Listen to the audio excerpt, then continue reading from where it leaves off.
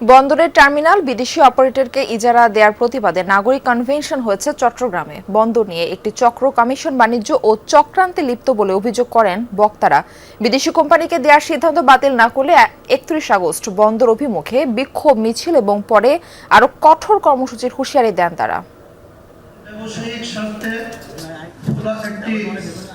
চট্টগ্রাম বন্দরের এনসিটি, সিসিটি সহ বিভিন্ন টার্মিনাল বিদেশি কোম্পানিকে ইজারা দেওয়ার সিদ্ধান্ত বাতিলের দাবিতে সকালে প্রেস ক্লাব মিলনায়তনে নাগরিক কনভেনশনে যোগ দেন শ্রমিক, কর্মচারী সহ পেশাজীবী। চট্টগ্রাম বন্দর কর্তৃপক্ষ চেয়ারম্যান বন্দর রক্ষা কমিটি আয়োজিত এই কনভেনশনে বক্তারা কোনো দরপত্র ছাড়া ব্যক্তি পছন্দে বিদেশি অপারেটর নিয়োগ নিয়ে প্রশ্ন তোলেন।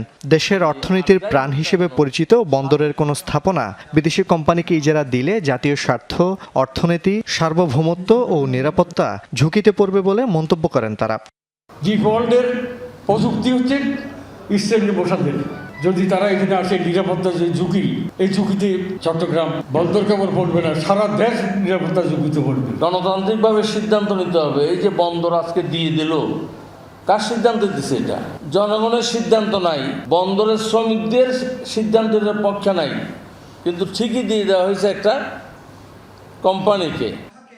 বক্তারা অভিযোগ করেন পতেঙ্গা কন্টেনার টার্মিনাল পিসিটি এর মধ্যে বিদেশি অপারেটরের হাতে চলে গেছে। এখন এনসিটি, সিসিটি দিয়ে দেওয়ার চেষ্টা চলছে। সম্পূর্ণ বন্দরের অর্থে নির্মিত লাভজনক এসব টার্মিনাল এভাবে অন্যের হাতে তুলে দেওয়ার নেপথ্যে কমিশন বাণিজ্য ও চক্রান্ত আছে বলে মন্তব্য করেন তারা।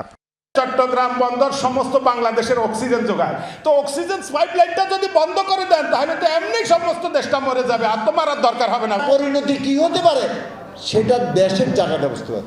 এখন আমাদের শ্রমিকরা চাকরি হারাবে, তার থেকে গুরুত্বপূর্ণ ব্যাপার গোটা দেশটাই তো আমাদের জিম্মি হয়ে যাবে। বাংলাদেশকে যারা বিশ্বাস করে না, এই আবহাওয়ায় যারা বাস করতে চায় না, বিদেশি পাসপোর্টধারী, আজকে তারাই এই বাংলাদেশকে টুকরো টুকরো করে বিক্রি করতে চায়।